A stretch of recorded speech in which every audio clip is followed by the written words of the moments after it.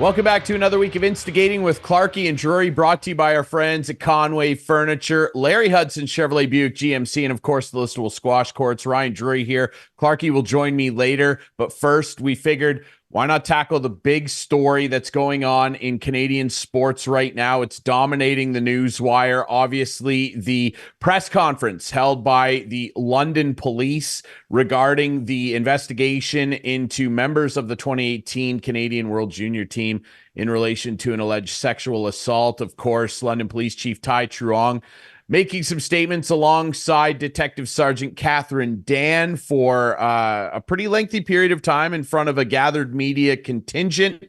And one of those gathered media is here with us, a colleague of mine from Blackburn Media, LondonNewsToday.ca's own Craig Needles. Craig, how are you? Well, thanks. How are you guys? We're doing well. Obviously, like I mentioned, you were on the ground on Monday for the press conference that revealed some things and it withheld quite a few others. I mean, what was the general consensus amongst the gathered media there in terms of what was said and maybe what was not said on Monday? Well, I was saying to some of the outside of London reporters before the newser started that you think that police are tight-lipped in Toronto. Wait till you see this. And I said, you're not going to get a whole lot today. And my prediction proved to be accurate, which was fine. The most interesting part of the news conference, though, was very clearly that Tai Truong had apologized to the victim. He had said that, this should not have taken as long as it did. I think a lot of people in Canada were pleased to hear that part. There are some other things that we'll get to that Tai Truong maybe should not have said, or at least phrased the way he did. But for the most part, I thought he handled it pretty well. There wasn't a lot that came out of it as far as the evidence within the case. There were, of course, a lot of questions about why there were no charges laid when this was first investigated in 2018 and 2019. A big question that also went unanswered, one that Rick Westhead from TSN asked, was, did anyone from Hockey Canada interfere in this investigation? And we still don't have an answer on that. We almost certainly wouldn't have got one, even if it was asked earlier in the news conference. But so a lot of loose ends still yet to be tied up. And sadly, for people who want to see this thing move very quickly, that's not the way it's going to go. It's probably going to be a couple of years until this thing gets in front of a judge. Yeah, it certainly seems that way. And Craig, on that note, Rick and a couple other people as well kind of posed that question in terms of Hockey Canada and potential interference in the investigation. And again, Detective Sergeant Catherine Dan deflected a good majority of the case-specific questions, which I don't think was a giant surprise. That's kind of the way things go up here in Canada with legal matters of this sort. I really hope, because Tai Truong said right off the top, I know you're going to have a lot of questions that we can't answer today, but there will be a time and a forum to do that. I really hope that that's true and that remains the case, because if it is in fact, revealed down the line that anybody from that former Hockey Canada executive board interfered in any way with this investigation, what do you think that could potentially mean for Hockey Canada as an organization, Craig? It would be, I think, a foundational problem, because it wouldn't be just board people who are implicated, but people sort of down the line. We've seen the board already get cleaned out. That's done. That's over with. But there are other people perhaps is sort of in between the board and the front lines that may be in a bad situation if that occurs. And to be clear, they should be. If somebody from Hockey Canada had a negative impact on that 2018-2019 investigation into this case, whoever was responsible for that should never work in hockey again.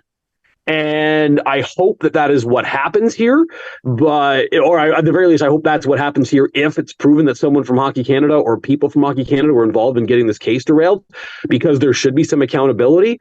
We're finally, 6 years later, starting to see some accountability here. We'll see what happens in the justice system. But there were situations where, or at least thoughts that I had, that, hey, maybe this thing was never going to get in front of a judge. Hey, maybe we were never going to see accountability here. We're at the very least going to have this adjudicated in a court of law, which is all anyone can ask for. And I think that is a good thing. Let's figure this out in the legal system. We're chatting with Craig Needles of LondonNewsToday.ca and of Blackburn Media, who was there at the London Police press conference regarding the charges against 5 former members of the World Junior team in 2018 here in Canada. And Craig, you mentioned obviously the numerous times that Chief Tai Truong was asked about specifics with the case, the Hockey Canada potential interference. Let's go to the other side of the ledger here. What if it comes out that the London Police, and he was asked about this numerous times and they deflected this as well, the most Tai Truong did say was that they continue to improve every day in their response to sexual violent crimes. All those, feel-good buzzwords that you can throw out in a case like this. What if it does come out that the London Police Service back in 2018 and 19 did not do a thorough enough investigation and that is found to be true? What would that potentially mean? That's a good question, because a lot of the people who would have been the decision makers when that occurred already don't work there anymore via retirements and shuffles in the department and things along those lines. Truong said, in fact, that the investigators who were working on the 2018 case that was in February 2019, they decided not to charge anyone. He's already noted that the investigators there are not working on this case anymore, and in some cases, they don't even work in sexual assault anymore. So I think that there would be some repercussions organizationally, but the people who are directly involved here, by the time we get this sorted in 2026 or whenever it is, they may already be gone. So the individual may not necessarily see those repercussions, but the legal system and then the system within London Police definitely would see that, because they would want to they wouldn't want to, they would have to show the public that, hey, this is not going to happen again. We are taking steps A, B, C, and D to make sure that we don't have the type of ball dropping that we did here in this Hockey Canada case that caused this thing to be delayed for 6 years. Craig, you've been in the news game a long time. You've been a colleague of mine for a good chunk of my career over in London, and you've obviously engaged with many different police forces, police chiefs, officers, detectives over your time in the industry. Specific to London here, and we heard a lot of different questions thrown out about their accountability, their relationship with the public, why the public should believe that they can trust them. They touted numerous times, at least Detective Sergeant Dan did, about their relationships with numerous different sexual violence advocacy groups in the city. In your opinion, and to be fair, that a lot of this can't be levied against Chief Truong. He is still very new on the job. But in your experience, what would you say is the level of public trust and the level of relationship, in a good sense, if any, that the public in London has with the London police force? I'll be straight up. If I had to rate on a scale of 1 to 10 compared to where it's been in my career since I've been here and other places I've worked, I might rate it a 2 right now, honestly. Because people who are quote unquote pro police, and I don't like to put people in those buckets, but for the simplicity of this conversation, I will. They would say, hey, they're not efficient enough, they don't do enough, they don't get to problems fast enough, and that's caused issues in the community. The people who are quote unquote anti-police, defund the police, all the types of buzzwords that you want to say. Again, I don't like putting people in those bins, but I have to, just because we don't have 3 hours to talk on the show.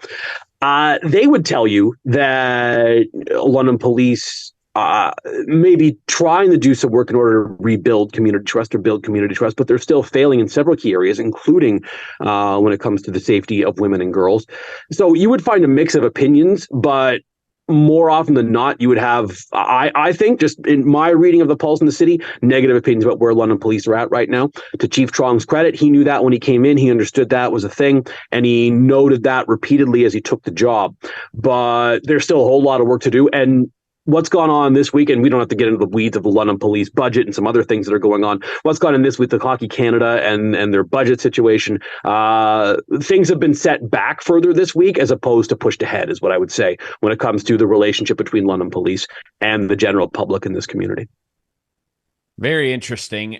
Craig, I want to jump ahead to, obviously off the top, you referenced the one big noteworthy moment of the press conference, which involved Chief Truong apologizing to EM, the defendant, or rather the claimant in this case.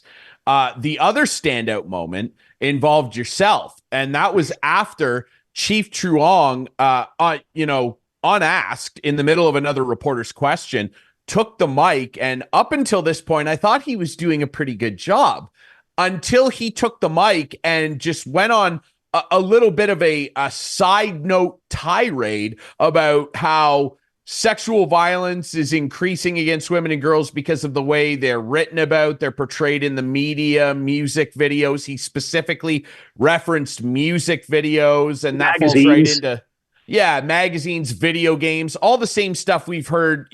Craig, I grew up when the internet started becoming popular. I've played video games my whole life. I mean, we've been hearing stuff like this since Columbine and even before, and I think it's a very lazy thing to reference. But Chief Truong went down that road, and you immediately were the very next question, and this was the other standout moment from the conference, and he said that was a reason why things like this and crimes like this persist and are increasing. Your question was posed to him: do you think that taking 6 years to properly investigate and bring charges in a case like this also contributes to it? Before you even asked the question and you were hearing what Chief Truong was saying there during that diatribe, what was your reaction, and what was the reaction of some of your colleagues in the room discussing it afterwards? Yeah, there were people that are pretty surprised by that. He did a very good job staying on script, except for that one moment. And look, he may or may not be right. People might think, well, he's right when he says that. Or here's the thing: it doesn't matter whether he's right when he says it or wrong or whatever. It wasn't the time. It wasn't the time and place. You're doing a news conference where you're acknowledging that your service has screwed something up here. So getting off topic of things that have gone on with your police service was not the right move, in my estimation. And I said to people who were there, I felt, look, this news conference needed to get back on the rails. So since I had the next question, I asked the question you outlined there, which was, hey, as much as you want to blame these things for what's happened and cause safety issues for women and girls in the community, what the biggest thing that causes safety issues, I think, is when women or girls who have been sexually assaulted go to report and they are not believed by London police, which has been a big problem here for years, or they're just kind of sloughed off and the case isn't worked on thoroughly. That seems to have been what's happened here. So that to me is a bigger problem than anything to do with magazines or music videos or movies or other things that he cited. So you may think he's right. That little, I call it a soliloquy. You may think his soliloquy was accurate, but it wasn't the time or place for it, I don't think. Yeah, it was a very bizarre moment that, I think based on what you saw afterward on social media, which, let's be fair, isn't a good gauge of anything. I think a lot of people were rubbed the wrong way by it, if you will. Yeah. You should have seen my Twitter mentions after my Twitter mentions after my question were like, there's a lot of people going, yeah, you know what I mean? Like there's a lot of cheering on. And that's not why you ask questions at a news conference. You ask questions because you want to get answers. I knew that I wasn't getting answers. So I'm like, okay, I've got to refocus us here. I kind of felt that was my role in that moment. But there were a lot of people that in the gallery, I will say the outside gallery, they're watching on television or listening on the radio that were happy to hear that. So there was some words of encouragement there, which is fine. And my colleagues said to me afterwards, a bunch of them, like, look, that needed to be done, and I'm glad you did it. So I'm not. I have no regrets about the way that went. We'll say it that way. No, and you shouldn't. And I know that a lot of people kind of, said the same thing to me, because a lot of people were, obviously saying, hey, isn't that the company you work for? Like, that was a really great question. I was like, yeah, it's our guy, Craig. And then Craig's one of the best. And it's true. Hey, if there's a PR firm out there watching right now, Craig might be your guy. He can get things back on the rails, ladies and gentlemen. No, I like Craig, to be on. I like to be on my side of it, where I'm the one asking the questions as opposed to having to defend the bad things. So we'll do that for a few more years and then see. Yeah. Well, that's where your skill set truly lies, my friend. And like I said, you are one of the best. He is Craig Needles of LondonNewsToday.ca. You can find his work there. Craig, I know you've been involved in a number of podcasts and news shows over the year. You do the Roundtable, of course. Tell everybody where they can find a little more of your work. Yeah. Just like you said, LondonNewsToday.ca. I'm on Classic Rock 98.1 here in London, afternoons from 2 until 7. And the Craig Needles podcast can be found at LondonNewsToday.ca and wherever you get podcasts. So I'm a busy guy, but that's okay. Yeah. I like it that way. Absolutely. Well, we like it that way too. And we really appreciate your time, my friend. Craig Needles of Blackburn Media. Thanks for doing this, brother. Thanks, Ron. All right, when we come back, we're going to be chatting a little bit more about this story with longtime junior hockey writer, journalist, and former sports official Jim Cressman coming up next.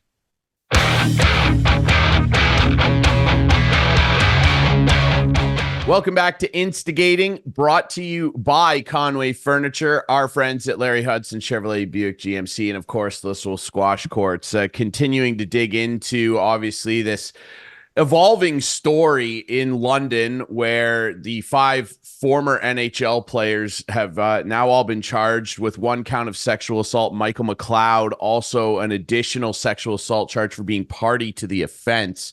And we're very pleased to be joined now by a great friend of ours here on the show and someone who's covered the game for a very long time, our friend Jim Cressman. Jim, how are you? Hey, Ryan, how are you doing today?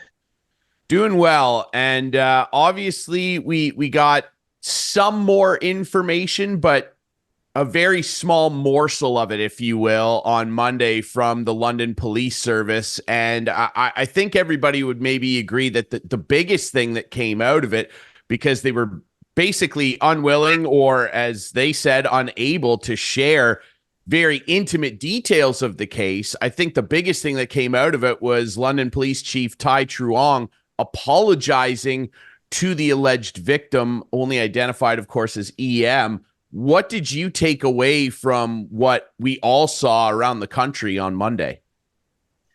Well, I think the apology that was interesting. I've seen a lot of people, a lot of lawyers, a lot of other experts, sexual assault people commenting on an apology, and there's a lot of takes on it. But I think just the fact that it took 6 years for it to get to where we are now, sorry, I think that was needed, and I think it was more of an apology, maybe not even just to the victim, but maybe to the public about this whole thing, because right from the outset, when this first started breaking, there hasn't been a whole lot come out, and then little, or like at the start, and then little bits and dribbles and stuff like that. And then, of course, the whole thing blew up when Hockey Canada admitted back, I think it was July of 2022, they admitted that, yes, there was this national equity fund where they were paying out money, actually, for lack of a better word, hush money, when there had been sexual assaults and this sort of thing. And then, so then a day later, I think that's when the London Police, and I got to point out here that Chief Truong, he's the 3rd police chief involved in this, and he only came on the scene less than a year ago. So he's really a third party to all of this. But back when the Hockey Canada admitted there was this fund, the London Police had already closed off their case and basically told her to go back to Hockey Canada for their investigation. Well, then when it came out that Hockey Canada had this fund and that there was a payoff, she was seeking $3.55 million, I think it was. It's never come out how much that she received. That's when I think the bells went off at London Police Services. And they said, whoa, what's going on here? Like, why, if nothing happened, why was this payout made? So that's when they reopened, or they had investigated their investigation. And then 2 days later, it was announced that they were reopening their investigation. It's still the same investigation. They made that point. This is not a separate investigation. So they're basically just picking up where they had left off before. But it is a real schmozzle. but I think as you mentioned too, they didn't really reveal a whole lot at that media conference on Monday. And I think this is where we get all confused, because we're so used to seeing American television where the police and the prosecutors stand there and basically convict whoever it is that's being charged. They've already got them convicted. They lay out all the evidence, all that sort of stuff. But our court system doesn't allow that. And once it's gone, the charges have been laid, it's basically, you got to wait now for it to go to court for everything to start coming out now. So for the reporters, I remember hearing there was an just to show you how big the story is. The Athletic was there, the Associated Press was there, and very rarely do we get American media coming up to Canada. But I think it's because of the fact, of course, that four of them are NHL players, and some of them are playing in the United States. But the couple of questions from AP, you could tell that they were waiting for the police to just lay it all out. Well, no, that doesn't happen that way in our legal system. You've been in London a long time. I felt that the chief was biting his tongue at times, and he kept saying things are going to come out. Things are going to come out. It sounds like there was, I don't know, corruption, something going on in the police department as well when it comes to covering stuff up. Like, do you think we're going to find out some bad stuff about the police department here? I would say, I would hope not, but again, who knows? We're going to have to wait and see what comes out at the out at the trial. Why there were no initial charges? But a lot of times, I was doing some reading up on it, and a lot of times when it's big corporations, and let's face it, Hockey Canada is a big corporation. A lot of times when this stuff happens, the police will do a cursory investigation, and then they just turn it back to the corporation to take it from there. And of course, Hockey Canada had hired an outside lawyer from Toronto, and so Hockey Canada has never come out and said why they gave her the money they gave her, and the word is it was around $3 million. Like, why? What did Hockey Canada find out that caused them to give her $3 million? And I think that's what, as I say, that's what I think caused the alarm bell to go off at London Police Service. That, whoa, we better have get digging into this again, because if they've given her $3 million, something happened. Something definitely happened.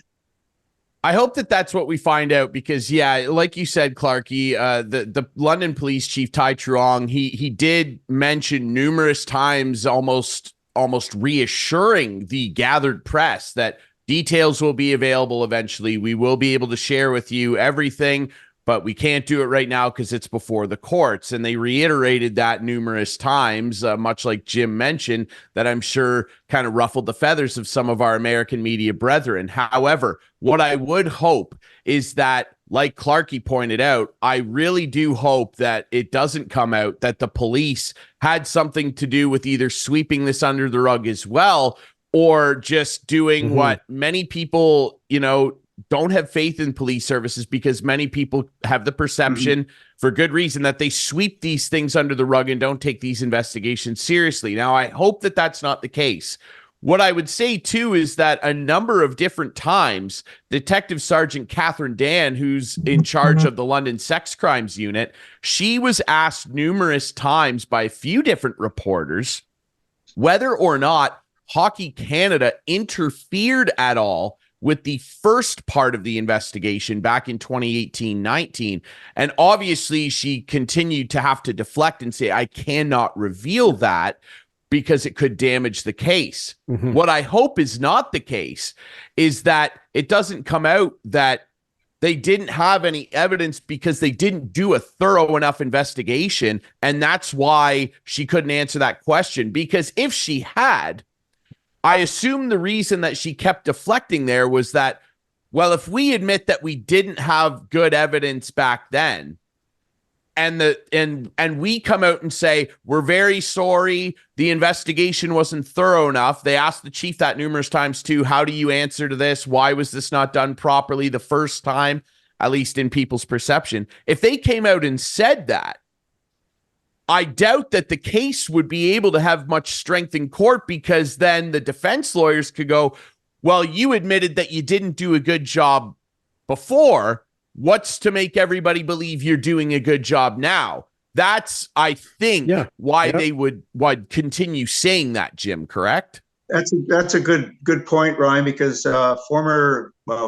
long time ago, London Police Chief Murray Faulkner, who was a really good chief, he just brought that up on in an interview with CTV London. He talked about that. He said this is going to be interesting to see, because it will come out at the trial. This will all be part of the case. What was done, what wasn't done on the initial investigation.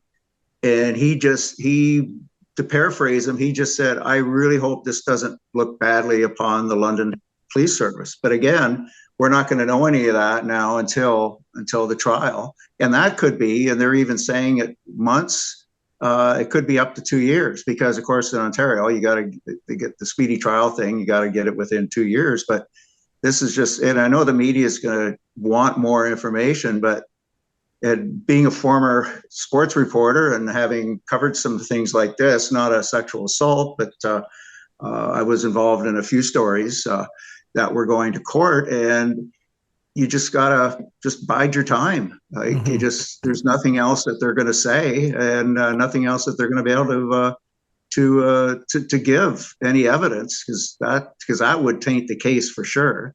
In fact, if they were to start giving evidence, as I say, like they do in the U.S., it would be thrown out. I would put money on it that it would get thrown out, because how would you ever find an impartial jury?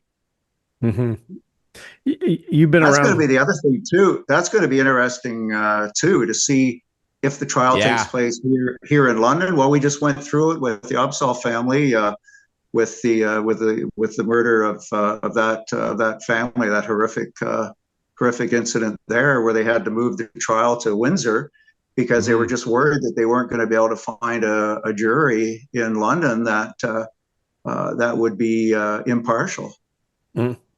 Yeah, it's tough. You've obviously been around the game for a long time with your advanced age. Hockey Canada. You just had to get a shot in there, didn't you? I did. Well, you said it. You've been around a long time. Hockey Canada seems to be an organization that really has a lot of Band-Aids on it right now and trying to get out of a really bad public eye. Like, you've obviously heard and about hazing along the way, and they just keep continually, as Ryan said, sweeping stuff under the carpet. How do they turn themselves around and become an organization people can depend on again? Well, it was so interesting too that, like, when this whole thing kind of blew up, Tom Rennie all of a sudden, I think I'm going to retire. Well, like, where is he in all of this now too? That's going to the witness list. The witness list is really going to be interesting. Agreed. Because they'll have to sit in that in the witness box and tell the truth. So, and it's not like a government inquiry when they can just sit there and deflect and not answer questions. Yeah. I think you could see this could be the end of Hockey Canada as we know it. The government, once this all stuff, I have a visitor here. Sorry. It's all good. The cat's upset. The cat's upset, rightly so. No, he got breakfast. He got fed. I made sure. Okay, good. Anyway, that was, as I was saying, like, once this stuff all starts coming out on what was done, what wasn't done, we could see the government just blow up Hockey Canada and have to. Already we got parents that are refusing to pay some Hockey Canada fees. Good. Because they don't want their money going. And now Hockey Canada says, well, we don't have this national equity fund anymore. Well, it came out that it was over $8 million has been paid out. Well, that was all registration fees that parents were giving to Hockey Canada for their kids to play hockey. Yeah. When in fact it was going somewhere else. It's nefarious. Like, I don't even think the surface has been scratched on Hockey Canada, on what's gone on there until the court case starts, and then I think it's going to be really interesting to see not only what happens with the players, and they're innocent until proven guilty, of course, but I think you're really going to see Hockey Canada just wiped off the map, and they're going to have to start all over again with a clean slate somehow. Yeah. But, they talk about the hockey culture, and being a strong hockey fan as I am, there's no question in my mind that the hockey culture is at times awful. Well, we still hear, even though they brought in all these policies and stuff like that in all the leagues and the well, we just talked about right here at home, the OHL, we still hear of hazing incidents and stuff like that. Yeah, and as you say, it's the culture. It just seems to be, it's just passed down. Well, at some point, it's got to stop. They got to get through to the player. Well, I don't think it's just the players. Management has to take some responsibility on this. At some point, I think they've all got to get serious themselves and just say, you know what, we're not gonna stand for this. And if we find out anything, you're gone. It's not gonna be a suspension. We're just gonna cut you. You're gonna be gone, and we're gonna say why you're gone. But it just gets frustrating because it just doesn't seem to stop.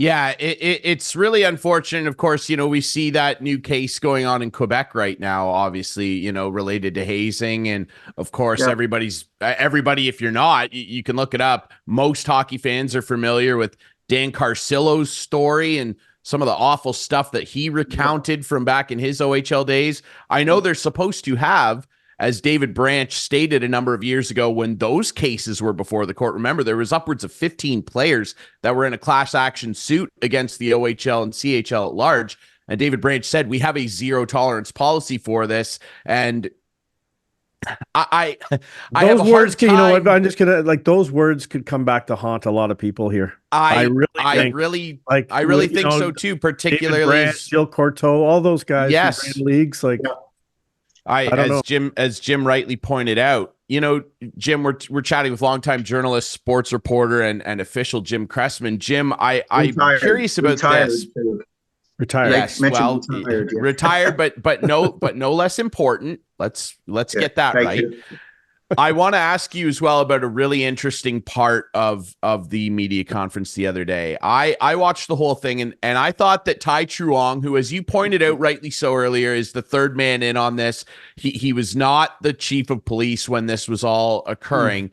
That said, I thought he was doing a pretty good job until he took the mic unasked. He wasn't asked. This was in the middle of a reporter's question. Where you're going. Yeah. And unprompted, he got up to the mic, and we talked to our friend Craig Needles about this, but he got up there and it went on a diatribe for 2 minutes about how he thinks it's a problem the way that the media writes about young girls and women and music videos and the way we portray young women and video games, media at large, really.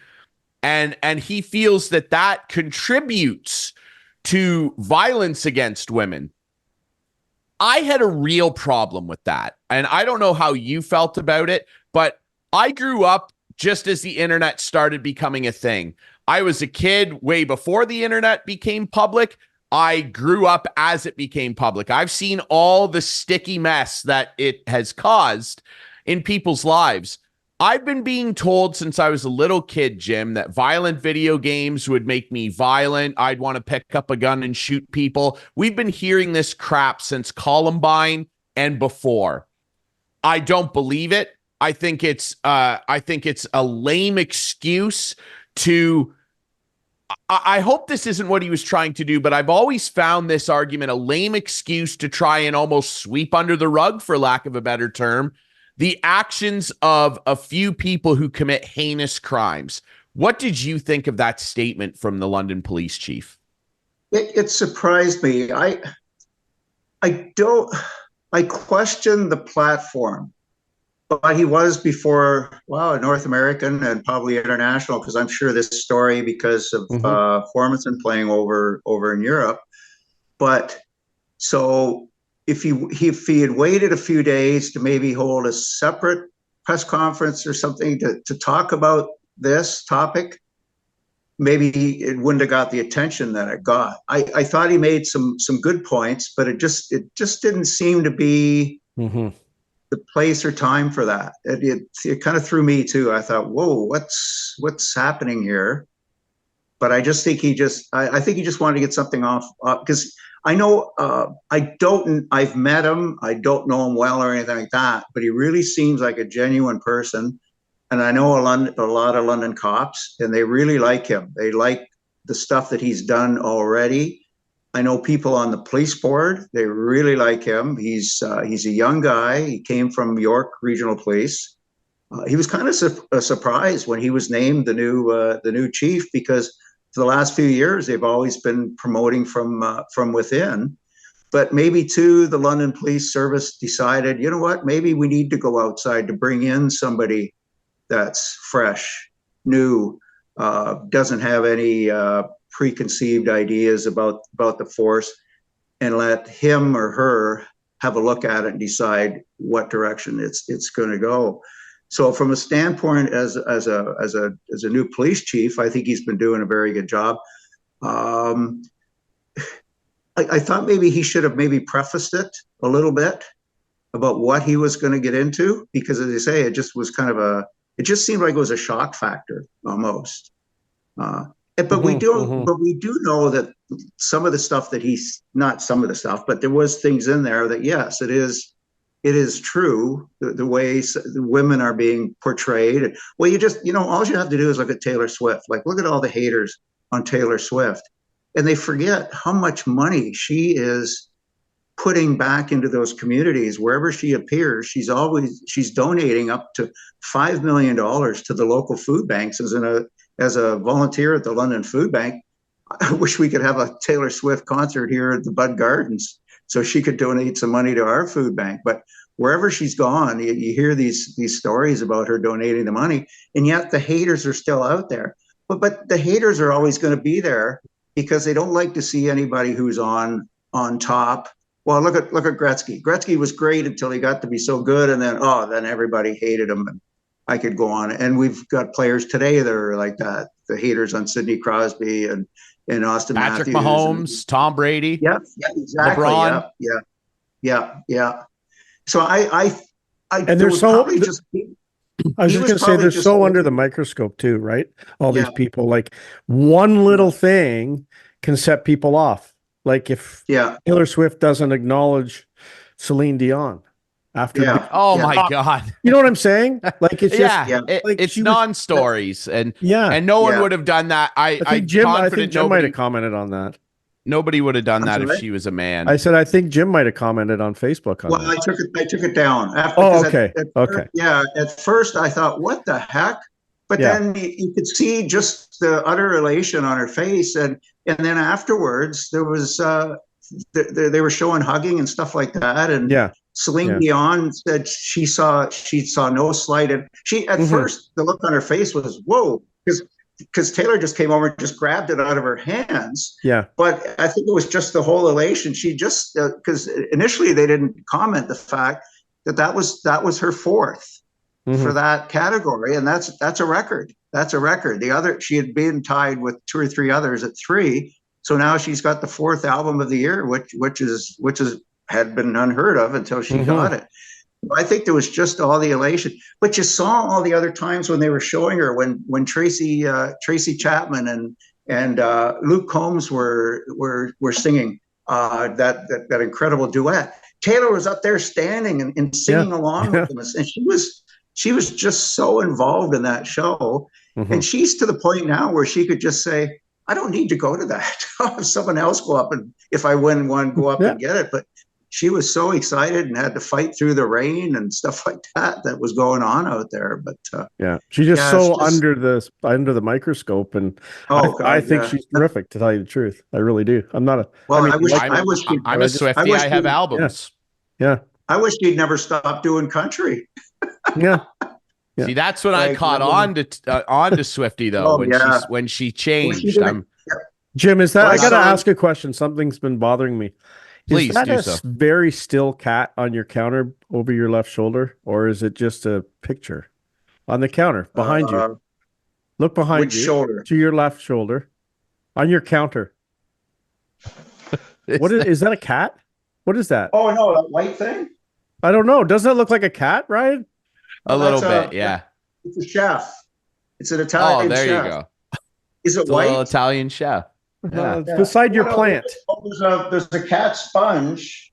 Oh, I maybe should have it's cleaned up the counter a little bit. no, that's better. fine. I just thought Okay. there's been a cat staring at me this whole show. Yeah. No, No, it's that's a sponge over there. Okay, it's just Yeah. it's Jim's Go little ahead, go Italian ahead. chef. He's cooking up another win for the Boston seeing it. Bruins. I'm like, oh boy. Okay. He's Is it cooking what- up another you want win me to for the get Boston this Bruins. So hey, Here, no, hang no, on. no, it's fine. Okay. Hang on. Yes. We gotta. Yeah, that's it. That's what I was wondering. Yeah. Okay, it's a see, it was a sponge. cat. Oh, it is a little cat. It is a Okay. cat. Yeah, there you I go. thought that cat's been so still watching us for the entire show.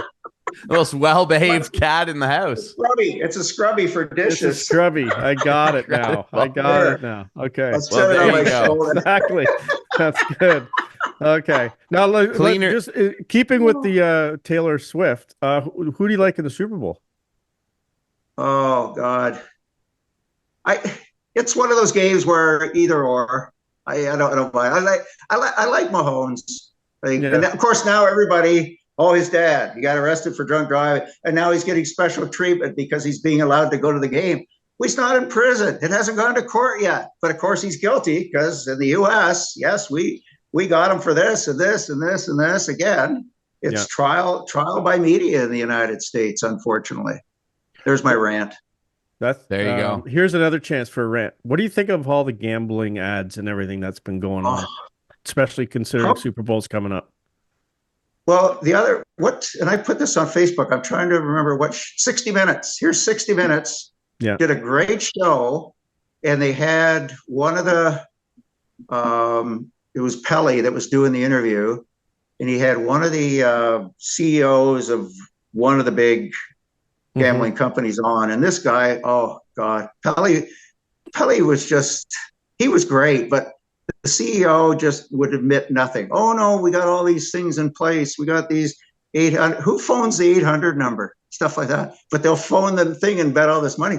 So right away, I think it was on. I try to remember what 60 Minutes was on, because of course we get the Canadian channel feed, and right away, as soon as they cut from that interview, it went to a Bet365 ad, and I thought, oh my God. And then there was another ad, and then there was another. It was a FanDuel ad or something like that. And I love how they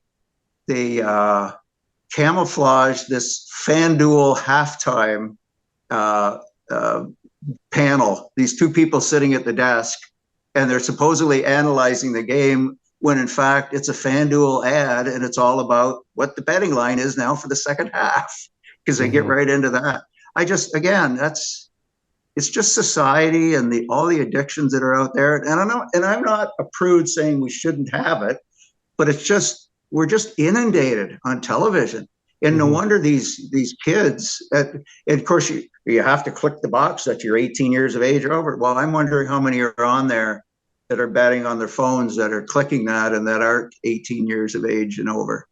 Like, it's just at some point the line's gotta be drawn.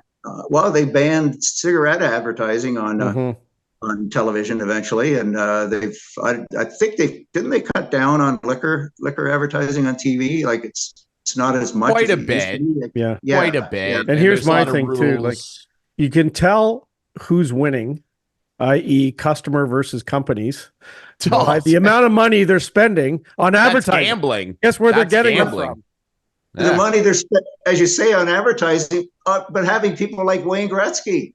I know. And But all that's these supposed other- to come and to all an these end other in people. Canada. I think that's coming They're to an end. they're gonna this make month that or next illegal, month. yeah. Yeah. Which I don't have a problem with having like famous spokespeople or whatever. But yeah, I mean, hey, at the end of the day, it's like they said in Casino, the house always wins. And how about the poor, I can't think of his name, but the poor Ottawa senator Pinto, who got suspended. Shane But Pinto.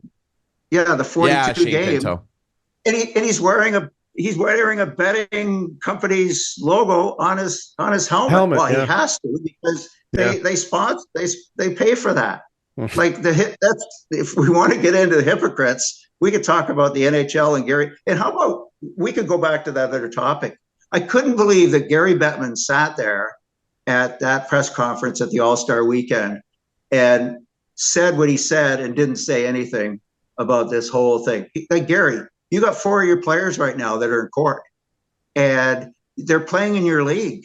So is anything like that going in your league? We still have never found out, and I'm not saying Corey Perry's guilty of anything, but we still haven't found out what happened with Corey Perry, why all of a sudden he was gone from the Chicago Blackhawks. There was all these rumors, but talk about rumors. Like, some of that stuff was disgusting.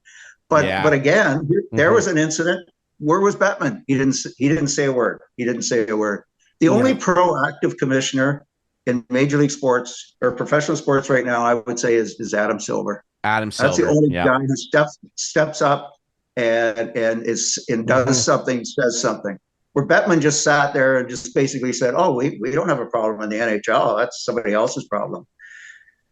Okay, Gary. They're all cowards, and I don't know. I can't stand it. Jim, before we let you go, I'd love to ask you this. I think I've asked you this before, just quickly on the gambling subject, and you talk about hypocrites and all that. With the way that the landscape is now, and I know you're a big baseball guy, like, isn't it time? Like, can we just put Pete Rose in the Hall of Fame already? Yeah, I know. Yes, exactly. I know. Like, what? And he never bet. That's the thing. He never bet on the Reds. We've had players since then that have bet on their own teams, and all they get is a slap on the wrist. I don't know why. Like, I thought, like, I like Rob Manfred for a lot of things, especially the speed up. I love watching a 2.5 hour game now as opposed to a 3.5 hour game. Yeah. Especially if you're in the ballpark and the sun's beating down on you. Like, you get in and get out of there in 2.5 hours. That's awesome. And I think what he's done in that aspect is good. Come on, Rob. Like, lift the band so Pete can go where he deserves to be. Because what he did, man, I used to love watching that guy, Charlie Hustle. I loved watching him play. Like, that's the type of players we need more of today. And I just put something on my on Facebook. Mark Fidrich, the Monday night baseball game where he beat the Yankees in his rookie season, a complete game too. Wow, whoever thought a pitcher could go a complete game? And I just said we need more of these guys in the game today. Like, man, we got to have fun. They always say it's a kid's game. It's adults playing a kid's game. Well, let them play. Let them play the kids' game. I have to ask one other thing, and you've alluded to it on Facebook. Did Zuckerberg suspend you? Like, did you get kicked off Facebook or something? I've had 2 bans from Facebook. What did you do? I don't know. I went against community standards. I didn't call anybody an a-hole. Like, wow! From all the stuff you see on there. Yeah, I've had two 1-week suspensions on. I'm finally sick of Elon Musk. I had a Twitter or X. Sorry, X. Actually, if you look at Twitter now, it's XXX. I can't believe the stuff that's on that. I got banned on there because I threatened somebody or made a threatening remark when it really wasn't. So I eventually just deleted it. I thought that gives me at least 2 more hours of sleep at night that I'm not on Twitter. Well, we're not going to ban you, Jim. They're giving you the Pete Rose treatment, and it's unfair. It's not fair. Thank you. Let Pete in. Thank you. Jim, we really appreciate you doing this, my friend. Obviously, some tough topics to cover, but we always appreciate your insight. Thanks so much for doing this, eh? And I'll do something about the hair next time, Ryan. Leave it as it is. You look distinguished. Jim. Okay, Clarkey, comfortable in your skin. Yeah, Clarkey, I've seen you without the cap. Keep it on, please. Look at it all. Look at that bed head. Look at it all. Yeah, it's cap head. It's not bed head. I've been up for hours. It's not exactly the George Clooney kind of salt and pepper, eh, Jim? Hey, do you have any theater fans that watch you guys? Oh yeah. Oh, a couple, yeah, for sure. Well, I just want to throw a quick plug in for the Blythe Festival Theater, which I'm now a proud board member of. Another great season coming up. Buy your tickets. They're on sale now. Thank you. There you go. Yes, very much. Blythe Festival Theater, crown jewel of Midwestern Ontario. I And went so to the is Jim Blythe Cressman. Theater. I went there and I saw the curling play, and I thought it was terrific. And then I went to see Jumbo, or I think it was Joe, and I haven't gone back. Like I did not like. Go back. That They'll was bounce a back one-off. for you. That was just a one-off. Okay. I saw you there that day. Yeah, I think I did see you. Yeah. I don't. there you I go. shouldn't say this, but I don't think you saw me in the second. No, The second. no, you were gone. Your seat was empty. There you Seriously, go. Ryan. Seriously, he left. Anyway, Well, your seat is always empty and ready to welcome you back on this show, Jim. Thanks for doing this, pal. Thanks, guys. Have a good one. All right, we'll be right back. Obviously, we got to make some Super Bowl picks. And hey, we're going to reveal our teams, me, Doigie, and Clarkey, for the upcoming Waste Management Open in Phoenix. I'm going to win it again. Let's go. We'll be right back on Instigating.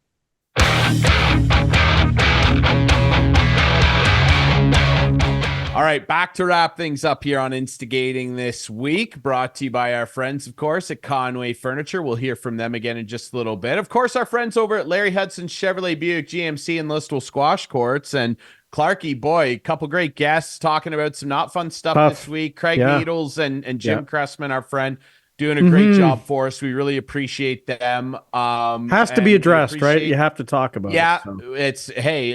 It is headline news up here, and for obvious reasons. You know what else is always a big headline though here on the show, Clarkey? Our friends over at Larry Hudson's, and you've got some big news for us because Hudson's has it. And what do they have in particular? Exciting time! It's Hudson Truck Month. Receive up to $6,000 in cash purchase credits and some good finance rates as well. The lot is packed with trucks. Come on down where the deals are hot. There it is. Financing from 0.99 up to 60 month on some select trucks as well. Other trucks have a $6,000 cash purchase credit on them. So it's time.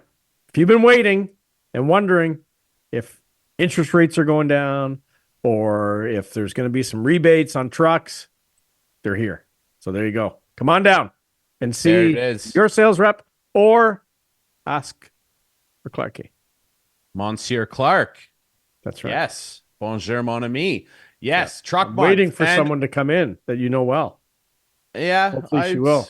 Yeah, there's some poking. There's some investigating. Okay. There's some investigating being done. We're gonna instigate a sale. We're gonna instigate a sale. How about that?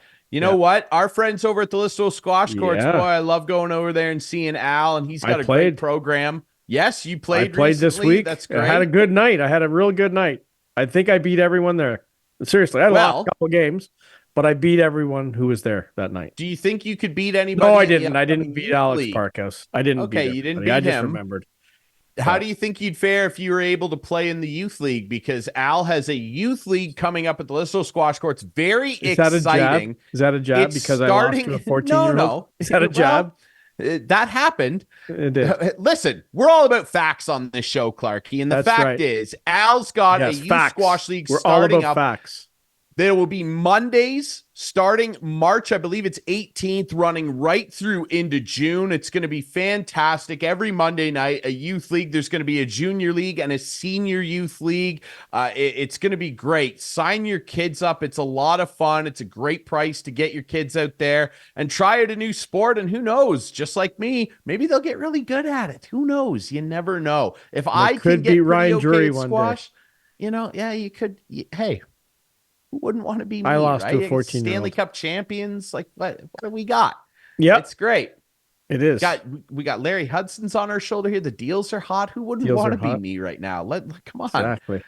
Listen, there's another reason people want to be me, and that's because oh my gosh, you better zoom out your lens here so we can see your whole head in the shot. Yeah, that's right, dude. It's getting wider by the minute. That's because The first inaugural golf picks on Instigating of the year went down. Doigie, Clarkey, and me. We made our Pebble Beach Pro-Am picks. Now, unfortunately, weather took away what would have been, I'm sure, an exciting Sunday from all of us. However, Wyndham Clark with that record shooting 60 ends up winning the tournament. But bigger than that, I win the pick-off by 7 strokes. And look at Clarkey and Doigie. I mean, you can't get much closer than that. So, of course, Doigie, unfortunately, ending up with last pick for this week's event. And Doigie is actually joining us right now. He's coming in. Oh, no, sorry. His computer's not working. Oh, my God. No, Doigie's not joining us. We bugged that guy hold on enough. here. Hold on a minute. Hold on. No, because I don't there's something on this board. I think, Adam, we need to. Oh, there we go. There we go. If you see beside Ryan Drury's number there's 3 asterisks. I don't like because this was a 3-round tournament. Wasn't a true tournament. It's never good when a guy walks off the course on a Saturday and finds out he doesn't have to play on a Sunday. Congratulations for your asterisk win, Mr. Drury. It's good. Yeah. Good. Well, the asterisks are right there. They're right there. I don't accept your asterisks. I'm not Barry Bonds. Adam put them on. Was in front of me. I picked what was in front of me, and I don't like the little conspiring between the two of you behind the scenes here. I feel picked on, just like that time you called me out about my goal call. I don't like the conspiring that goes on behind the scenes. Here's the other thing we need, Adam. I'm going to do a little business here. Adam, we need that goal call as a drop-in, like they do in Overdrive. We're going to drop that in every once in a while in the show. I think that'd be fun. Don't do that. Oh, no, that'll be fun. It'll be fun. Don't do that, because it's not because I was paying homage to Doug Roach. Like, we don't need to be, we don't need to make fun of the homage, right? Like, okay, I don't know. Fine. Do whatever you want, Clarkey. Thanks, I will. And I'll do whatever I want, which is pick more winners, because producer Adam, we've got our picks in. They're official for my favorite event of the year, the Waste Management Open. There are the teams. I am rolling. How could I not? He pushed me to victory last week. And we did these picks on text yesterday. Yes, we did them via text. I, of course, had the first pick, which I used on the aforementioned Justin Thomas. I think he's going to have a big bounce back year. Mark my words, Justin Thomas will win a major this year, and it might be the Masters. I took Justin Thomas, Hideki Matsuyama, Sammy Burns, Sahith Theegala, who, as we record this, was leading the tournament. Chris Clark rocking with world number 1 Scotty Scheffler, Max Homa, Matty Skechers, Mr. Matt Fitzpatrick, and he's my favorite guy Sung now. J. Im, who had a tough shot on the opening day. Ian Doig rolling with Jordan Spieth, who had a really nice, solid first round. He loves playing the Waste Management. Good pick by Doigie. Cam Young, reigning winner, literally reigning, Wyndham Clark, and my guy, Rick Fowler, Mr. Creamsicle himself, who, of course, won this event in 2019 after years of trying. I like my picks. Native, of course. Who's winning after round 1? Well, it's not over yet, so it doesn't matter. As we record this, more bad weather. The PGA, just bad luck with weather. Terrible. It was the weather in California for that Scottsdale. Pebble Beach was just unbelievable. I tuned in on Saturday. Tornado warnings. It was crazy windy, 70-mile-an-hour winds and pouring rain, and they had mudslides. It was terrible out there. Can't tee off into that, ladies and gentlemen. Let me tell you, which is why they had to blow it dead and hand me a well-deserved 7-stroke victory. But yeah, it was unfortunate. But hey, the Waste Management off to a great start, and we'll see who reigns supreme after Sunday's finale, which hopefully we get a Sunday finale. You know what we know is going to happen on Sunday? That is the Super Bowl, of course. And the events of the week up here in Canada, like we didn't have it kind of derailed for good reason. Digging really into the Super Bowl, there's really not much to dig into here. It's a rematch of 5 years ago, and one of two things is going to happen. Patrick Mahomes is either going to cement himself as one of the greatest of all time, not the greatest of all time, by the way. A lot of work to do. By the way, just for everybody out there, based off my couch potato last week, my secondary one, dug up a little fun stat here with you. Patrick Mahomes in the Super Bowl that he lost to Tom Brady head-to-head. Yep. These were the first half stats in that 31-9. Let me say that again, 31-9. Why do we have to relive this? We already heard all this. Because halftime, Patrick Mahomes, 9 of 19 for 67 yards. I don't care. 67 Who yards. cares? No pass touchdowns, no interceptions. He would turn it around a little bit. He'd throw 270 yards, no tuds, 2 picks. Tom Brady at the half, 16 of 20, 140 yards, 3 touchdowns. Thank you very much, ladies and gentlemen. 31-9 for the Buccaneers. And the greatest of all time, Tom Brady. Or the 49ers, and finally Kyle Shanahan can cement themselves as a truly great team, not a truly great also-ran that could never get it done in the big dance. I'm on the 49ers, and it's not because I don't want to see Mahomes catch Brady or something. I think that it's a great story. I like Kyle Shanahan. I love Brock Purdy, and the Mr. Irrelevant thing, he will shake that, man, and he will make a lot of NFL scouting staffs reconsider their lives if he wins the Super Bowl, let alone what if he wins the MVP. I love Christian McCaffrey. He's one of my favorite players ever. He's carried me to no fewer than 3 fantasy football titles in the last 5 years. I love Christian McCaffrey. I think he's the most talented player in the NFL. I'm on the Niners. I'm on the points. Christian McCaffrey anytime touchdown is just goofy. Like you have to pay so much juice for that. I think it's like minus 360. Like it's almost not even worth betting it unless you're going to put it in a big parlay. I will say this. I do like an over in field goals, take over 2.5 field goals. I think there's going to be a lot of kicks in this game. Travis Kelce, anytime touchdown. I'd even put some juice on him scoring the first touchdown. And I think Brandon Ayuk is going to score twice. That'll give you some major payback. I think Brandon Ayuk's going to have a big, big game for the 49ers and could even potentially, I'm going to probably lay some money down, Clarkey, on Brandon Ayuk being the MVP. It's really good money on that. So I'm going to sprinkle. Okay, now, sprinkle away. Well, let's get a prediction. Let's get some scores here. And Adam can do a board for next week. let me have 49ers 30, Chiefs 24. I'm Brandon Ayuk gets the winning just because touchdown. I'm a big Patrick Mahomes fan and Kelsey fan, and of course Taylor Swift fan. I like her too. I am picking the Chiefs Yeah. to win 45-35. Wow, you think it's going to be a tank off? I like that. This will be fun. Oh man. Hey, I'm not going to complain. I don't care either way. My girlfriend, look, I don't my either, future father-in-law, Jim. Your future. Whoa! Hold on. What? Is there news someday? here? No, there's not news. Are you going to do it on Super Bowl? Is it going to be you? Are you going to propose? I'm going to be the reporters asking. I'm going to steal Travis Kelce's thunder. Exactly. No. Wow. Jim Kilgore and David Kilgore. Flip that, Adam. Jim and David, listen. They're huge 49ers fans. And Yes. I won't be invited back to the house to see the dog, which is important to me if I don't side with the 49ers here. Okay. And I like them. I like their likable team. George Kittle, he's my guy. And McCaffrey, come on here. I like the 49ers. They'll kill me if I don't pick them. I genuinely think they can win this game. But if they win and Taylor Swift's happy and whatever, I'm not going to care. Yeah, my team. I don't care. I just want a good game. Want a good close game. That's all I care about. Yeah, don't for give so us many the years, Seattle Denver. So many thing. years we saw terrible games. Up until the last few. Yeah, the last that's what I'm 4 saying. or 5 years have been really great. good. They have been. really, really good. Yeah. Starting with the New England comeback against Atlanta. That's when it started to turn. Yeah. That's when it started to turn. Yeah. All right. Obviously, it's time for our favorite segment, right? It's everybody's favorite segment. Listen, Conway Furniture, Highway 86, East End of Listowel. Look, they're going to take care of you. And Super Bowl week, listen, this just happened too, by the way, with the hats. It just sort of started one day. You did it, I did it. We're good.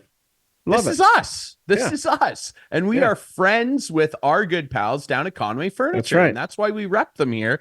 Look, we go above and beyond. We go above and beyond. Yeah. And they go above and beyond too. This is one of the best couch potato weeks in the sports calendar. Super Bowl week, waste management. There's hockey on, although nobody will be paying attention probably.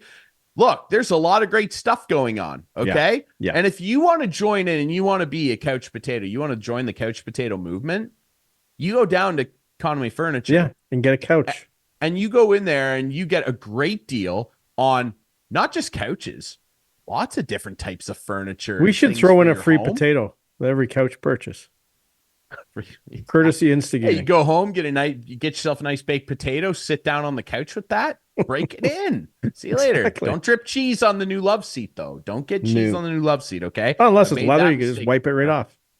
Absolutely. Well, and listen, you're not going to have to wipe off any sweat or anything moving that thing, because the price you see on those items in there, those beautiful love seats, those couches that will turn you into a couch potato at Conway Furniture, they include HST and delivery. See ya. You don't have to pick it up and deliver it to your home. They're going to do it for you, okay? There's no hiding. It's a straight up price. You go in there, what you see is what you get. Is that what we forgot? The Super Bowl this week? You know know what we forgot? I don't know if Adam has it even. We have an intro for this. Remember? We have an intro for the couch potato. Yes. I don't know if Adam has it or not. Adam, can you pop on and let us know if you have it or no? No, I don't have it. No. Okay, no problem. Next week we'll debut our new opening. There is gotta a send it new to me. intro, and it's going to be a voice you all know. Okay, we're gonna do something really special. Yeah, we Taking it just up to threw another we level. just threw Adam under the bus a little bit because we didn't talk to him about it, so it's not That's his okay. fault. Yeah, we didn't do We'll that have it at next all. week. You love doing this, man. You're throwing people. Ian I'm not- Doig. I just said I producer didn't throw Adam. him under the bus. You're driving the Doigie, bus. yeah, Doigie, yeah. You're Last week, driving here's the the bus. story with last week's sketch potato. As Adam can attest, I didn't have one. And as I was sitting here for 45 minutes watching this in pain and agony, I thought, this is my couch potato. Like, there's no question. So that's why I went. But I got a good one this week. Can I get right into it now then? Before we get into that, there was massive rapid fire text between me and Clarkey last week. Hey, can you do this? During the show. Well, not even during the show. During the IT department trying to fix his computer. I should almost make you the couch potato for admitting you didn't have one last week, but I'm not going to do that. I'm going to let's get back to normal with the couch potato. Okay. You go first. What do you have on deck here? I hear it's special. Well, that's good. Adam, roll the first one anytime. I have some viz here that if you're watching, you're going to be able to see it. I will explain what it is. But this is from Monday night. Leafs Avalanche. No, that's not the right. Leafs. That's Leafs Islanders. Which is there it is. Monday Here's the first one. There. Okay. Did you see that? Patrick Waugh and a referee in a National Hockey League game.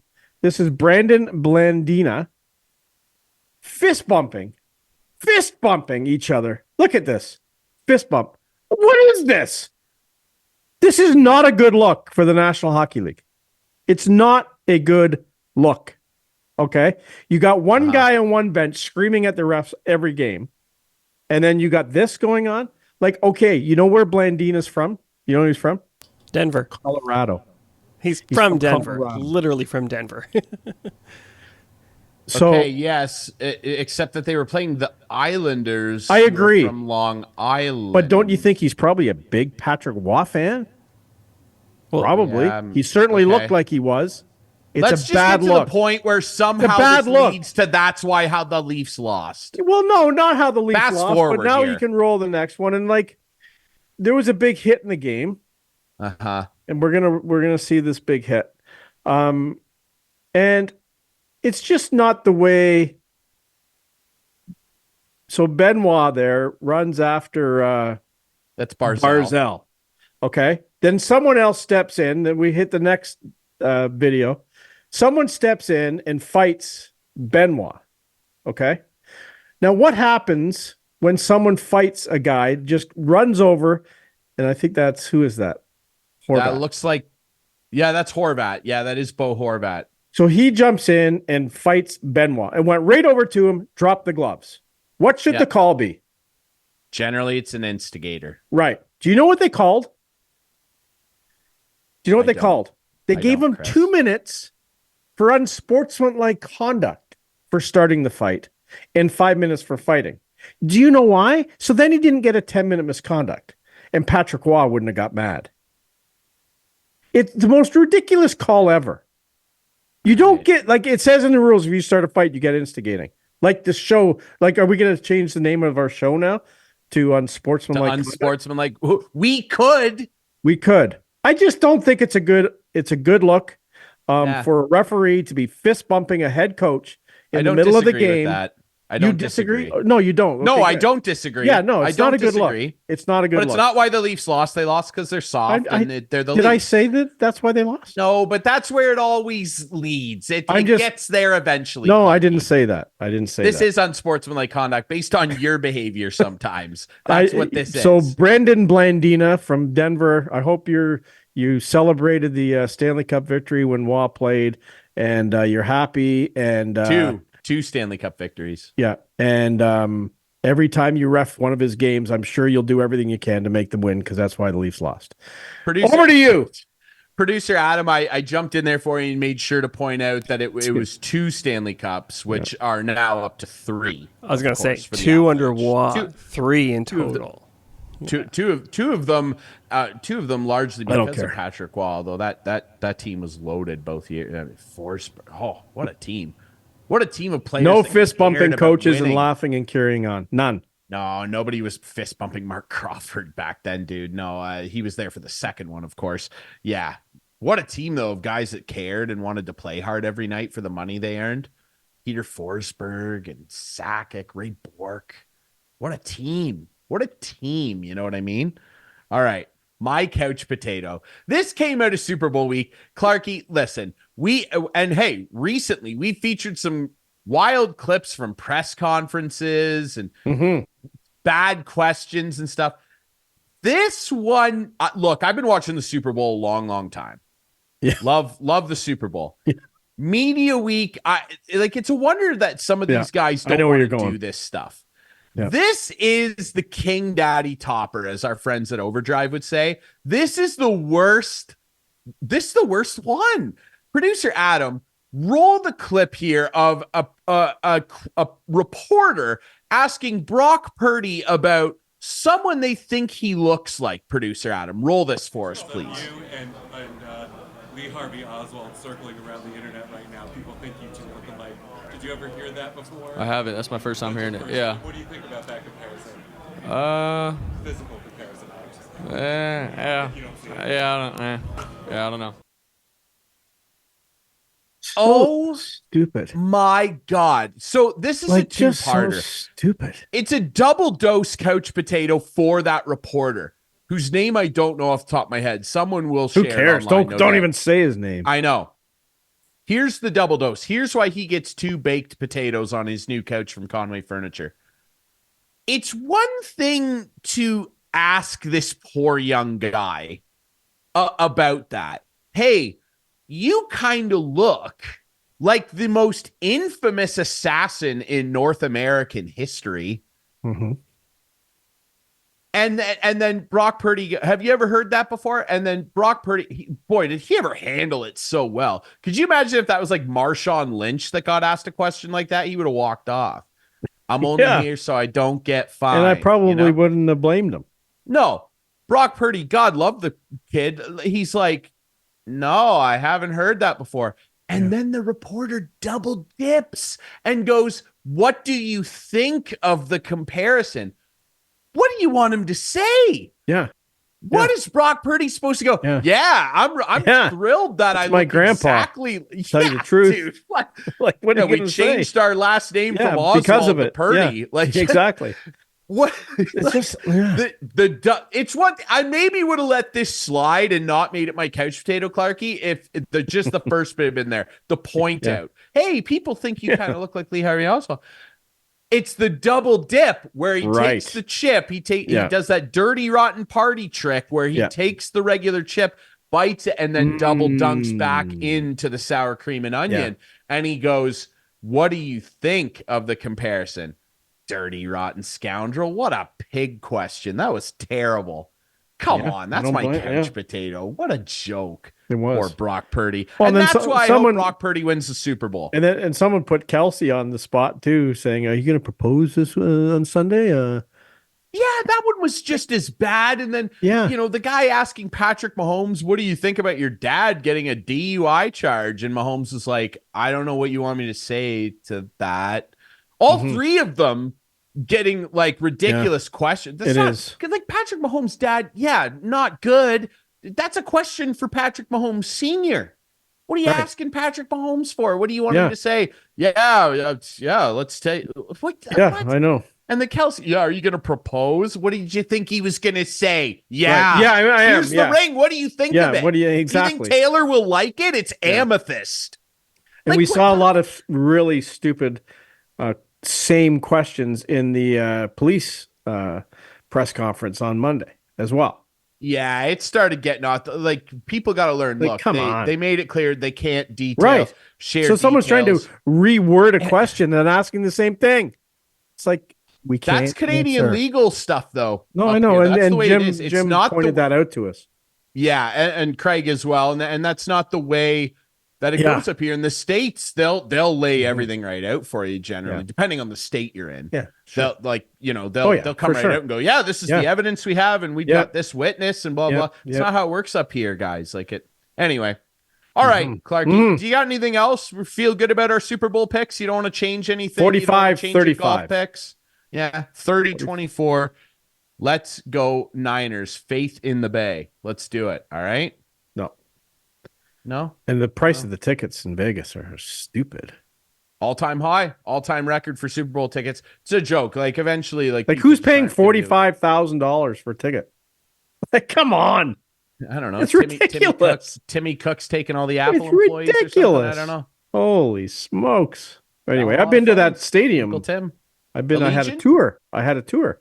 That's right. Right in the Raiders dressing room. Yeah, it was awesome. Hey, did you see your buddy Antonio Pearson there? Did you ask him if he looked like anybody or? No, you didn't ask him. Yeah, you didn't get a chance. No. It's cool though because they have artificial turf in, right? And then game days they bring in they ship the real grass outside and let it grow. Yeah. And then on game day or game before it's on rollers and it rolls in. It's kind of really cool. It is cool. Well, we'll see. And they're the only ones that use it. Result. Like the university that uses the stadium doesn't get to use the real grass. They have to play on the earth. No. That's a Raiders thing. They pay for it, obviously. They got a grass technician. Yeah. But it's quite a place. Like even the Raiderettes, is that what they're called? Have a spectacular dressing room. It's crazy. As they should. As they should. Yeah. How about that? Sure. All right. That's it for Instigating this week. Thanks again to our friends Craig Needles. No asterisks on this show. Today, no asterisks. Never. There's no asterisks with anything to do with the show. Well, despite what you may have seen tonight. Just one thing. Our friend Jim Cressman as well. And remember, everybody, you can watch this show Friday nights at 8, Sunday nights at 9 with our friends on Whiteman TV. That's channel 6 for Whiteman subscribers. We debut on our YouTube channels Friday nights at 9. You can follow us on social media at Instigating Pod. Find the podcast version on all your favorite podcast apps. Thanks to our friends at Conway Furniture, Highway 86 East End of Listowel. Larry Hudson, Chevrolet Buick GMC Truck Month. Go in, go get one. Go see Clarkey or a sales rep. And of course, our friends. Yes, they are hot. They're red hot, just like Brock Purdy and the Niners are going to be, and just like your kids could be if they join Al's Listowel Squash Court Youth League. Go on their socials and find out the details. Very easy to do. So thanks to all our sponsors, our great guests this week. We'll be back next week with more Instigating.